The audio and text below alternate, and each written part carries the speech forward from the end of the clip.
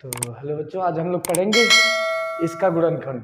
गुणनखंड पढ़ेंगे और गुणनखंड ये एक बहुत ही इम्पोर्टेंट टॉपिक है। ये बहुत ज़्यादा पूछा जाता है, ठीक है। तो इसे ना हम लोग कई वीडियो से देखेंगे, विधि 1, विधि 2, विधि 3। अच्छा, विधि 1 इधर इसलिए लिखा हूँ ना, ताकि जब मैं विधि 1 लगा के विधि 2 लगाऊँ तो आपको विधि 1 भी दिखे, विधि 2 भी दिखे, ठीक है ना। इसीलिए काउंटिंग इधर से की गई है। और यहाँ पे अब हम लोग इसका ना गुणनखंड देखेंगे। तो गुणनखंड इंपॉर्टेंट टॉपिक है, इसलिए हम लोग इसको कई विधियों से देखते हैं, ठीक है। तो हमने पहले सवाल लिया हुआ है कि x² + 8x + 16, और इसको हम लोग सबसे पहले बेसिक विधि से देखते हैं। सबसे पहले हम लोग क्या देखते हैं? बेसिक विधि। बेसिक विधि हमारी क्या होती है? जैसे सवाल है x² + 8x + 16, ठीक।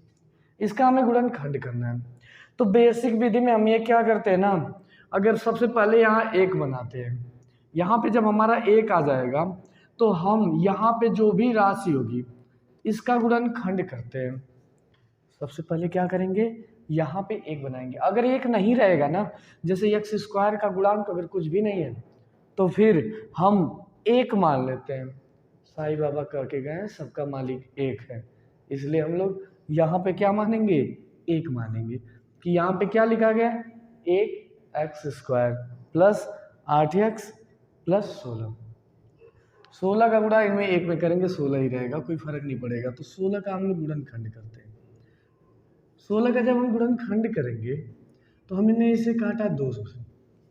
गुणनखंड का मतलब होता है गुणा के रूप में छोटे छोटे टुकड़ा कर देना। 2 से काटा 8 बार, फिर 2 से काटा 4 बार, फिर 2 से काटा 2 बार, फिर 2 से काटा हमने 1 बार। मतलब 2 × 16 तो 8 लिख दिया, 2 चौका 8 तो 8, 4 लिख दिया, 2 दूनी 4 तो यहाँ 2 लिखा, 2 को भाग देंगे 1 बार जाएगा, 1 लिख दिया हमने, ठीक।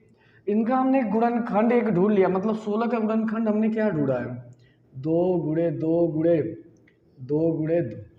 अब हमें एक कॉम्बिनेशन बनाना होता है। कॉम्बिनेशन ये बनाना होता है ना कि यदि इन गुणनखंडों में कुछ ऐसे गुणनखंडों को चुनना होता है, जैसे मैं इन दोनों को एक साथ कर दूं, इन दोनों को एक साथ कर दूं, या इन दोनों को, इसको एक साथ कर दूं, इनको एक साथ कर दूं। मतलब क्या क्या लिख सकता हूँ? 2 × इतना, या मैं लिख सकता हूँ 2 × 8। इसी चीज को लिख दे सकता हूँ, अगर यहाँ 2 को साथ करता हूँ तो 4 × 4। तो ऐसे बना सकते हैं ना। तो एक ऐसा कॉम्बिनेशन बैठाना होता है, एक ऐसा प्रतीक चिन्ह कि जिसको हम जोड़ें, जिस गुणनखंड को हम जोड़ें तो हमारा ये वाली राशि प्राप्त हो जाए, बीच वाली प्राप्त हो जाए। जोड़ने पे क्या प्राप्त हो जाए? बीच वाली राशि। और गुणा करें तो हमें यहाँ वाली राशि, या इन दोनों के गुणा से जो प्राप्त हुई ये वाली राशि प्राप्त हो जाए, ठीक है ना। तो हम जब गुणा करें तो ये वाली राशि प्राप्त हो जाए, जोड़े तो ये वाली राशि प्राप्त हो जाए। कभी कभी अंदाजा लग जाता है, पता चल जाता है कि कौन सी राशि है जिसका गुणा करने पे इतना आ रहा है और जोड़ने पे इतना आ रहा है। तो हमें ये गुणनखंड करने की आवश्यकता भी नहीं पड़ेगी। थोड़ी सी जब आप इस चीज़ को सीख लेंगे ना, रेगुलर हैबिट में आएंगे, तो आपको इनका ना गुणा करने की भी, गुणनखंड करने की भी आवश्यकता नहीं होगी। बस जानना केवल इतना होता है ना कि जब हम इन राशियों का गुणा करें, जो हमने गुणनखंड में चुना है, जैसे हमने 4 और 4 को चुना, तो इनका जब आपस में गुणा करें तो ये मिल जाए, और जब इनको जोड़ें तो ये मिल जाए। जोड़ने पे क्या मिल जाए? 8, गुणा करने पे 16। तो हमें जाहिर सी बात पता है कि अगर 4 में 4 जोड़ें तो 8 होगा, जोड़ने पे हमारा मिल गया। और यदि 4 में 4 का गुणा करें तो 16 हो जाएगा, गुणा करने पे हमें क्या मिल गया? 16 मिल गया। तो हमें वो राशि कौन सी मिल गई? 4 और 4, क्योंकि 4 का गुणा 16, 4 का जोड़ 8। हमेशा इसी बात को याद रखा जाता है कि जो लास्ट में हो वो गुणा से प्राप्त हो जाए, और जो बीच में वो जोड़ने से प्राप्त हो जाए। तो हम उन्हीं के पदों में ना इनको व्यक्त करेंगे। अब इनको व्यक्त करेंगे तो क्या लिखेंगे? x² + 8x को हम लिखेंगे 4x + 4x। बात वही है, बात तो 8x है। 4x में 4x जोड़ेंगे 8x हो जाएगा, प्लस हम कर देंगे कितना? इनको 16 कर देंगे। इन दोनों में से देखेंगे, दोनों में कॉमन क्या मिल रहा है? x मिल रहा है दोनों में। अब यहीं पे ध्यान देना होता है, सबसे ज़्यादा ध्यान यहीं पे देना होता है। इसके बाद तो अब चीज़ें बहुत आसान हो जाती हैं। तो इस पे ध्यान देना होता है, और ध्यान सिर्फ इतना देता है कि हमें यदि इन राशियों को जोड़ें जो हमने चुना हुआ है तो ये बीच वाला मिले, जोड़े तो बीच वाला मिले, और जब इनका गुणा करें तो इनका अंतिम वाला मिल जाए। ठीक, तो अब यहाँ पे देखिए हमने इनको जोड़ा, ये मिल गया, इनको उसी के पदों में व्यक्त कर देते हैं। 8x को हमने लिख दिया 4x + 4x, और 16 को 16 ही रहने देते हैं। तो यहाँ पे हमारा क्या हो जाएगा, x² है तो x को दोनों देखें, यहाँ पे भी x² है, यहाँ पे x² का मतलब x गुणे x, और यहाँ पे 4 गुणे x, यानी दोनों में x कॉमन है। x² में 2x जो आपस में गुणा कर रहे हैं, और 4x में एक x है, तो x को कॉमन ले लेंगे तो उसमें हमारा बनेगा x + 4। दूसरा, इसमें से हम 4 कॉमन ले लेते हैं, +4 को हमने यदि कॉमन ले लिया तो अब हमारा यहाँ पे क्या बचा, यहाँ पे 4 निकल के चला गया तो यहाँ पे x बचा, और यहाँ 16 में से 4 निकालेंगे। तो देखिए 16 में से 4 हम निकालते कैसे हैं, इस चीज को समझिएगा। किसी भी चीज से कॉमन लेने का, जब उसमें राशि नहीं थी, 4 यहाँ पे है ही नहीं, 4 राशि यहाँ पे है ही नहीं। अगर हमें देखें तो क्या आपको कहीं 4 दिख रहा है, नहीं दिख रहा है, 16 दिख रहा है। तो इसमें से 4 कॉमन कैसे लिया जाएगा, हम आसान तरीका समझते हैं, बिल्कुल आसान से, बिना किसी चीज के 400 आसान से समझिए। 16 में से 4 कॉमन लेना है ना, 16 के पास तो 4 अभी दिख नहीं रहा है, तो आसान तरीका यह है ना कि 4 का गुणा कर देते हैं, या फिर ऐसे समझ सकते हो कि इसमें हम 1 का गुणा कर देते हैं। क्या 1 का गुणा करेंगे तो 16 में कोई फर्क पड़ेगा, कोई फर्क नहीं पड़ता है। तो 16 में 1 का गुणा करेंगे तो भी 16 ही है।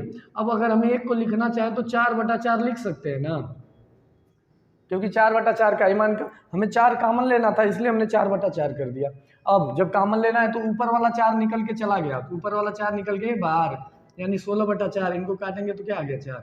ठीक, दूसरी विधि ये होती है कि मतलब यहाँ पे हम चाहें तो अगर हम 4 कॉमन ले रहे हैं 16 में से तो कितना मिल रहा है हमें, 4 बच रहा है यहाँ पे, तो यहाँ पे हम 4 लिख देंगे।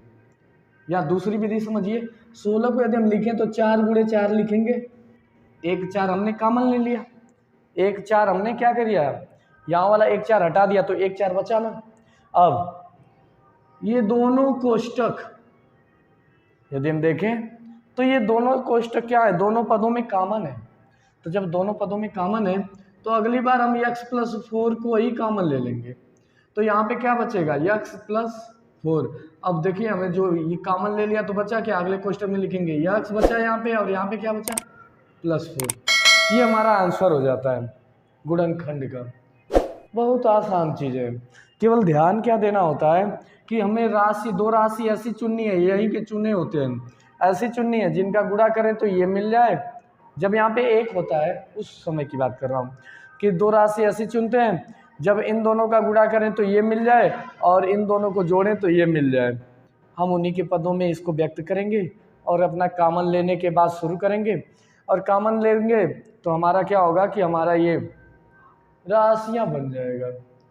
ठीक है ना। अब यदि हम इस विधि नंबर 2 पे आते हैं तो विधि नंबर 2 पे जब इससे हम आएंगे तो अब हमारा विधि नंबर 2 देखिए कैसे अप्लाई होती है। जैसे दे दिया सवाल x + 8x + 16, विधि नंबर 2 बहुत इंपॉर्टेंट विधि ये भी है।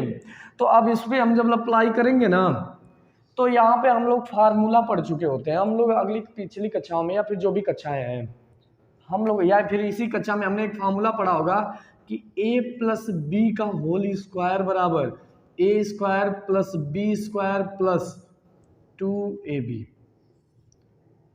ये हमारा फार्मूला होता है। अर्थात विधि 2 हमारी फार्मूला मेथड हो गई।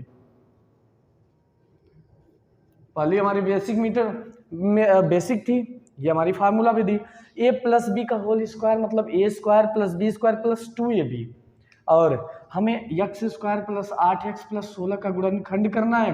तो जब हम इनका गुणनखंड करेंगे तो इनको किस तरह से व्यक्त करते हैं, हम इसी के पदों में व्यक्त करेंगे। इसी के पदों में व्यक्त करने का ये मतलब हो गया ना कि हम x को क्या ले लेते हैं, x का होल स्क्वायर, x को a मान लेते हैं। यहाँ पे हम देख लेते हैं ना कि a बराबर हमारा x है। अब हमें b का मान निकालना है, हमें b का मान पता नहीं है, तो हम यहाँ पे देखेंगे ना इसी वाले पद को तोड़ा जाता है, और किसके फॉर्मेशन में, 2ab के फॉर्मेशन में। हमें 8x को 2ab के फॉर्मेशन में तोड़ा जाता है, अर्थात 8 को यदि हम लिखना चाहें 8x को तो हम लिख सकते हैं 2 गुणे, एक ही जगह हमने x माना है x। अब देखो 2 गुणे x, लेकिन यहाँ 8 आना चाहिए, तो यहाँ पे क्या लिखेंगे, 4 लिखेंगे ना, ताकि ये 8x हो जाए, 4 दूनी 8 और x, 8x हो जाए। 2 हो गया, 2 का मान, ए हो गया, ए का मान कितना हो गया, यक्स हो गया, हमने ए का मान यक्स माना इसलिए एक जगह यक्स रखे। लेकिन बी की जगह पे कितना आ गया, बी की जगह पे देखिए आया 4, अर्थात हमें क्या लिखेंगे यहाँ पे 2 गुणे यक्स गुणे 4 प्लस यहाँ पे हमारा बी स्क्वायर होता है, यानी 16 को हम लिखना चाहें तो लिख देंगे ना 4 स्क्वायर। अब ए फार्मूला बन गया हमारा A square plus B square plus 2ab। इनको थोड़ा सा क्रम चेंज कर देते हैं, तो x square plus 4 square plus 2 into 4 into या 2 इंटू यक्स इंटू 4 2ab। सबसे बड़ी बात होती है b की वैल्यू निकालनी, ठीक है ना। तो b की वैल्यू निकालने के लिए सबसे आसान तरीका ये होता है ना कि जो यहाँ पे 8x मान दिया हुआ है, सबसे पहले इसका आधा कर दीजिए। आधा करेंगे तो क्या हो गया 4x हो गया।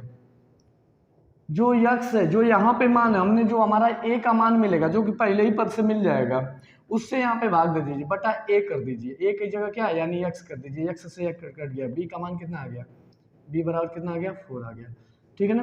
तो ये कैसे भी कर सकते हैं हम, सबसे पहले बीच वाला पद उठाएंगे, उसको आधा कर दिया, 4x हो गया। अब 4x में से a वाले पद को भाग दे देते हैं। a वाला पद हमारा कितना था, x था, x से हमने इसमें भाग दे दिया, तो x से जैसे ही हमने भाग दिया तो x से x कट गया, बचा क्या 4, यानी b बराबर क्या आया 4 आया, ठीक है ना। तो इन चीज़ों को ध्यान दिया जाता है, b की वैल्यू निकाली जाती है। हमारा ये बन गया A square plus B square plus 2ab, अर्थात A square plus B square plus 2ab, और इसकी जगह पे हम लिखना चाहें तो लिख देंगे a प्लस बी का होल स्क्वायर, क्योंकि देखिए A square plus B square plus 2ab की जगह हम क्या लिख देंगे a प्लस बी का होल स्क्वायर, यानी हो क्या जाएगा x प्लस 4 का होल स्क्वायर, क्योंकि b की वैल्यू 4 है, a की वैल्यू x है, यानी x प्लस 4 का होल स्क्वायर। होल स्क्वायर का मतलब होता है कि उस राशि का गुणा 2 बार, यानी x प्लस 4 और x प्लस 4। मान वही है, लेकिन यहाँ हमारा फार्मूला विधि से आ गई, वो हमारी बेसिक मेथड थी, ठीक। अब हम तीसरी विधि सीखेंगे। तीसरी विधि एक ऐसी विधि होती है ना जो किसी भी घात के लिए अप्लाई हो जाती है। ऐसा नहीं है कि वो विधि केवल 2 ही घात के लिए अप्लाई होगी, 3 घात हो जाए, 4 घात हो जाए, 5 घात हो जाए, 10 घात हो जाए, कितनी भी घात क्यों ना हो जाए, तीसरी विधि सभी को हल कर लेती है, ठीक। तो अब हम तीसरी विधि को सीखते हैं। तीसरी विधि में क्या करना है, हम सबसे पहले देखिए हमारा जो सवाल है x square plus 8x plus 16, और हम इसमें ना यक्स का एक ऐसा मान खोजते हैं, यक्स का एक ऐसा मान खोजेंगे जो इस पूरे को जीरो कर दे, पूरे इक्वेशन का मान क्या कर दे, जीरो कर दे, मतलब जीरो के बराबर ला दे। अब यक्स का हमें मान कैसा मिलेगा, यक्स बराबर हम जब -4 रखेंगे, इसमें -4 रख के देखते हैं, -4 का होल स्क्वायर प्लस 8 गुणे यक्स, माइनस यक्स की जगह क्या रखेंगे -4 रखेंगे, प्लस 16। देखिए, और माइनस का स्क्वायर होता है वो प्लस हो जाता है, 4 का स्क्वायर 16 प्लस माइनस का गुणा माइनस हो जाएगा, 8 चौको 32 हो गया, प्लस 16 में 16 जोड़ेंगे तो कितना हो जाएगा 32, और उसमें से घटाएंगे तो ये भी हमारा 32 हो गया।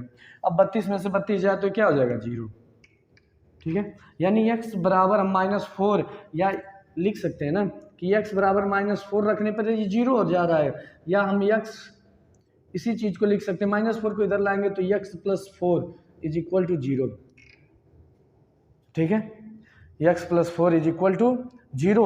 अब हम क्या करेंगे ना, इसके हर पद में x प्लस 4 लाएंगे, मतलब जो हमारा x square plus 8x plus 16 है, इसके प्रत्येक पद में हम x प्लस 4 लाएंगे। देखिए इनको हम इधर हल कर देते हैं, तो x प्लस 4 लाएंगे, मतलब क्या होगा कि यहाँ पे हम लिख देंगे x प्लस 4, लेकिन जो हमारा पहला पद है उसकी जगह हमने x प्लस 4 रखा हुआ है, जबकि x स्क्वायर आना चाहिए, मतलब हम इसमें किससे गुणा कर देंगे, x से गुणा करेंगे तो x गुणा करेगा x में, यानी हो जाएगा x स्क्वायर। लेकिन जब ये गुणा करेंगे 4 के साथ तो हो जाएगा प्लस 4x, जबकि हमारा x स्क्वायर है केवल, यहाँ पे प्लस 4x बढ़ गया तो हम यहाँ पे -4x कर देंगे, और प्लस 8x प्लस 16 कर देंगे। देखिए यहाँ पे ना इस चीज़ को बहुत ध्यान दिया जाता है, ये -4x कहाँ से आ रहा है इसको सीखा जाता है। x का गुणा जब हम 4 के साथ करेंगे तो ये 4 जो है ना प्लस 4x बढ़ जाएगा ना, तो जब प्लस 4x बढ़ जाएगा तो उसमें से हम क्या करेंगे माइनस 4x करेंगे ताकि प्लस 4x और माइनस 4x आपस में कट जाए, बचेगा क्या एक्स स्क्वायर यानी पहला पद आ जाएगा। ठीक है, दूसरा क्या गया 8x प्लस 16, और फिर इनको जब सिंप्लीफाई करेंगे तो हमारा होगा x कोष्टक में x प्लस 4, और देखिए 8x प्लस है माइनस में है तो प्लस 4x प्लस 16। ठीक, अब इस लाइन को यहाँ से लिखते हैं तो यहाँ पे हमारा क्या हो गया x कोष्टक में x प्लस 4, और इसमें से हम 4 को कॉमन ले लेते हैं तो प्लस जब 4 कॉमन ले लेंगे तो 4 यहाँ से निकल गया, x हो गया प्लस 16 में से 4 निकला, तो हमने बताया था ना कि 16 में से 4 निकालेंगे तो 16 को 4 गुणे 4 लिख सकते हैं। एक 4 निकल के बाहर आ गया तो एक 4 निकल के बाहर आ गया तो एक 4 बचा हुआ है। अब दोनों में x प्लस 4 कॉमन है यानी x प्लस 4 कॉमन ले लेंगे तो हमारा यहाँ पे क्या बचेगा x और यहाँ पे प्लस 4, यानी हमारा क्या हो गया यहाँ वाले पद से x प्लस 4 निकला यानी x बचा, और यहाँ वाले पद से x प्लस 4 निकला यानी 4 बचा, तो ये हमारा हो जाएगा आंसर। देखो हमने तीनों विधियों से ना इन सवालों को प्रूफ किया है। अब सेम इसी विधि से ये वाला सवाल भी लगेगा। ठीक, थोड़ा सा ना ये वाली जो विधियां होती हैं ये फार्मूले पे अप्लाई नहीं होती हैं, या हम कह सकते हैं ना कि ये करड़ी में चले जाते हैं अगर फार्मूला आप लगाना चाहें तो इसलिए ना इनको हम फार्मूले विधि से हटा देते हैं, मतलब ये दूसरी विधि हटा देंगे, इनको हम फर्स्ट और सेकंड से ही लगाएंगे। ये वाली भी हमारी कुछ उसी तरह से। ठीक है, तो ये रहा हमने एक सवाल का प्रोफार्मा आपको, या एक सवाल को तीनों विधियों से लगा करके दिखाया।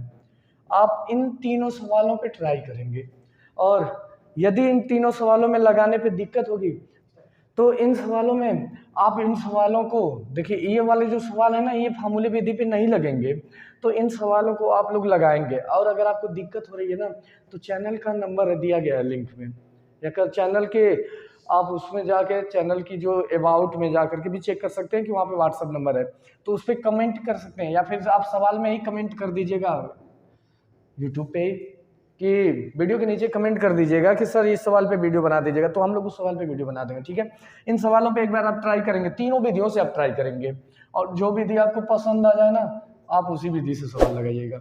ठीक है, तो आज इसी पे रोकते हैं और अगली वीडियो कर लेंगे।